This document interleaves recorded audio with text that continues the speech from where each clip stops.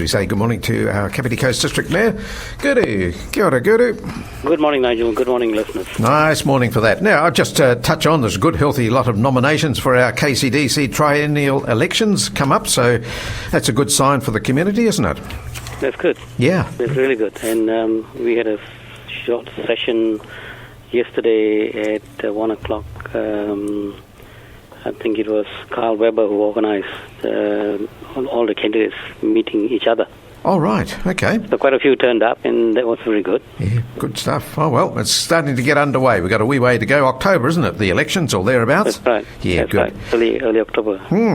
Now, the KCDC hosted a minister to discuss building reforms. The Honourable Jenny Salesa, Minister for Building and Construction, met with you folks last week. What was that about, Guru? Well, she was coming to see, I hosted her for the newly formed Kapiti Multiracial Council.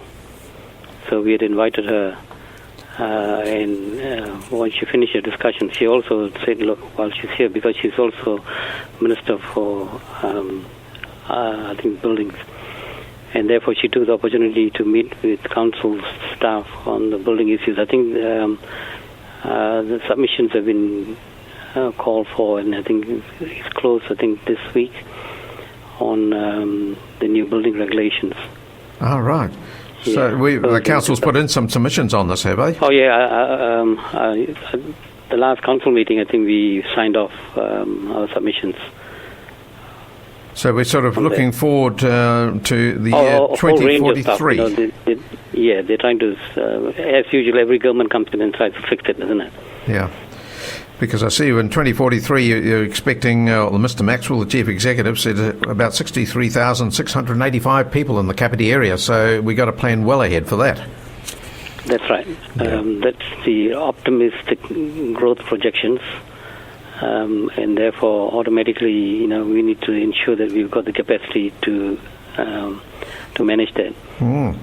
And do you think we have got the ability to do that? Well, we got to, I suppose. Well, we are part of a regional look. We've got consultants looking at how much land we have in terms for business and also for residential growth right across the region.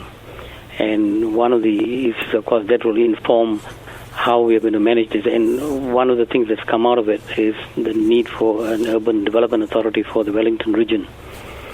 What that will do is they can override the RMA requirements in the district plan. That can cause problems. So what we are asking in terms of our response to that is we want the local government to be involved. They are building the government has asked for structure for the whole country.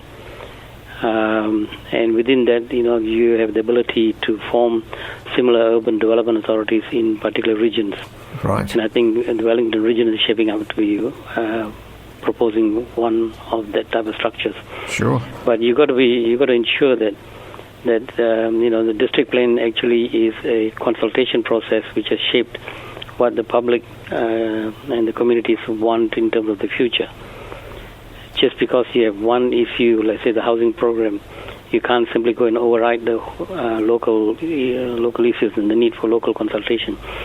You will know that the Ihu Matua protest up in Auckland, what happened there is that the special housing areas that they created, which circumvented consultation processes, and that's what happened now because the locals were not consulted, and the whole thing ended up, I think, into a mess, which is what's happening now and there. Right. So this is really. So you got to be careful. Yeah. This is trying to avoid that situation again, by the sounds of it. Yeah. So we need, whichever way it goes, we need local authorities and local governments to be involved in how to shape the growth. Yeah. But KCDC, in this case, they're still under control on how that's developed, by the sounds of it. But they're using the government guidelines, are they? Well, no. At the moment, we've got a district plan, and what they are looking at is other structures regionally. Looking at the growth plan for the Wellington region, looking at connecting it to our the transport investment infrastructure that's going to go in the next few years. And then you are then saying, where do you think the growth should go? One thing that's good for Kapiti is that the argument that you invest in transport infrastructure to enable development. Well, we have already got $2 billion worth of infrastructure development from the transmission gully, and we have this Kapiti expressway from Mackay to now Otaki. That's a lot of capital investment, so you want to leverage that to ensure your development is in this corridor. Okay, so what we are saying is, at the regional level, if you are going to have some kind of spatial planning, you got to consider the fact that we already have an infrastructure development been set up and invested. So you wouldn't want your development, residential development, to go elsewhere rather than around the transport modes that we have already created. It just makes common sense. Yes, it does. But it does create a problem for the council, doesn't it, for its infrastructure with this population boom they're talking about? Are we set up for that? Is that taken into consideration as well? Well, it is. I mean, you want to leverage the fact that you've got infrastructure for your reticulation, for your various services, and your roading all set up already.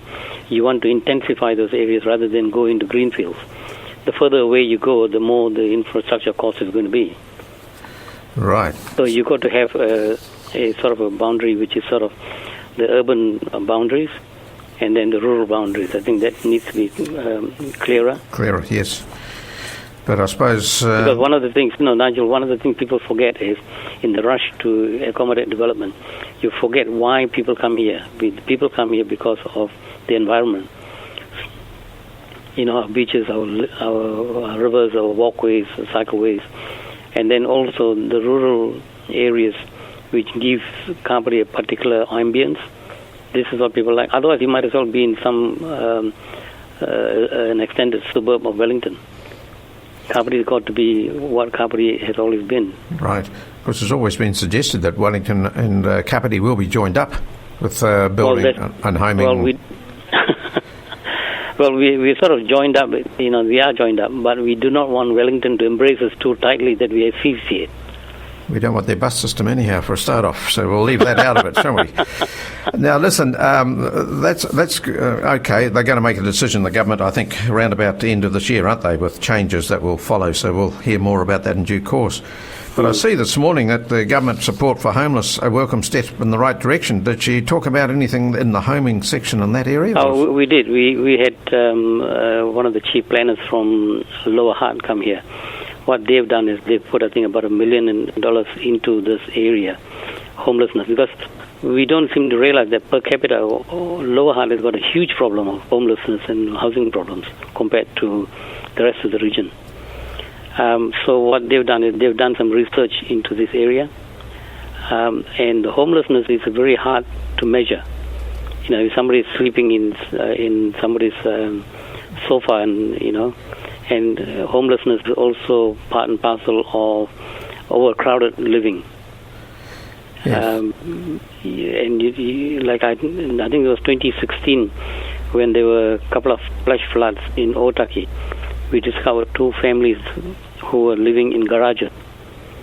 If it wasn't for those floods, we wouldn't have known. So I think this problem is hidden. But what sort of methodology do you use to get the facts around what the demand is or what the situation is in terms of how many people are homeless? Yes, that's right. It's a difficult one. Well, they mentioned this morning that there was 41,000 people homeless, but that was based on the 2013 census, and they haven't been able to get an update on that. They suggest it's much, much more than that. It's not just people who are out of work and that. There's a lot of people who are working, but they can't afford their rents, and they have to move out of their homes, and that's another area that they're looking at. Yeah. So where do they go? So a lot of them, I suppose, double up in families. Yeah. So we don't know the overcrowded state. I think that's one of the measurements.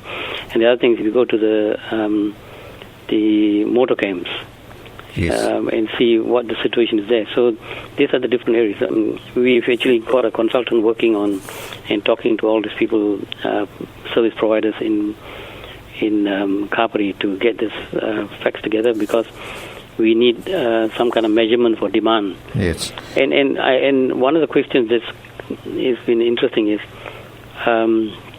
if you look at Housing New Zealand here in Kapiti, they are looking at providing 13 new houses. Okay, we've got about more than 200, I think 220 New Zealand housing units here. But they are saying the demand is they're meeting demand, they're only creating 13 new houses. Whereas if you go to see the Ministry of Social Development register for people who want accommodation, it's been standing at 110. It is recently, in the last quarter, it's gone down to 93. But the demand is 93. Housing New Zealand is providing 13 new houses.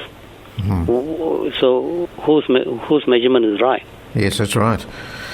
All right, and just quickly before you go, the Government awards Council's top score for upkeep of Kapiti Coast Transport Network. So you'll be celebrating today, will you, down there? Well, these are unsexy things. Yeah. It's like, you do well and get kudos for your stormwater or something of the sort. Yes. People don't jump up and down and say it's fantastic. But this is the NZTA's measurement of, right across the country. They're going to measure in terms of the investment that they put into the grants that they give local authorities and see how well they've used the outcomes for the amount of money they spend. And we came out the top in terms of, that's the highest level of accolade you can get. But and therefore, when you say our council is inefficient, I mean, we stuff up in some areas like the Waikanai Library, which over many years that's been stuffed up. But we are doing well in other areas. So there needs to be a balanced view, and I think that part of our department has been doing quite well. So that's indeed. All right, Guru, thanks for your time today. We'll talk next Monday, please. Cheers, mate. There's Kapiti Mayor Guru here on Beach FM. Beach FM, locals talking to locals.